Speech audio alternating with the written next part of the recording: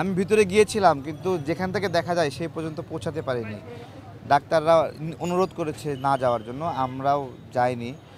এমনি ডাক্তারের সাথে কথা বলেছি, ওনারা বাহিরে সেগুলো বলতে নিষেধ করেছেন।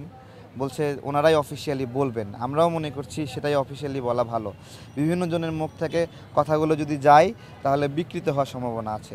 এতটুকু বলি, এটা একটা কোড আছে যেটা বাইরে বলার মতো, স্থিতিশীল আছেন, ঠিক আছে?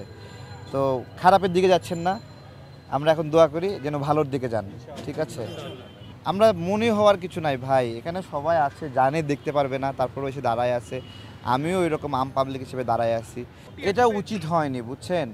আমি বলি, মানে সাধারণত বাংলাদেশের রাজনৈতিক ময়দানে যারা বড় ব্যক্তি, হ্যাঁ, তাদেরকে ধ্বংস করা উচিত না।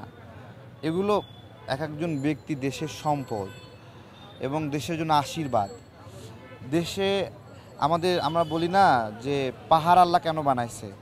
পাহাড় বানাইছে ভূপৃষ্ঠকে স্থিতিশীল রাখার জন্য, ভারসাম্য রক্ষা করার জন্য।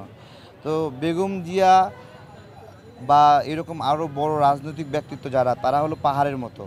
এই পাহাড়টা মানে যদি কেউ কেটে ফেলে, ধ্বংস করে, তাহলে দেশ আনস্টেবল হয়ে যায়। তো এই ক্ষতিটা আওয়ামী লীগ সরকার করছে। আমরা তখন অনেক অনুরোধ করছি যে তার চিকিৎসা সুযোগটা দেওয়া হোক।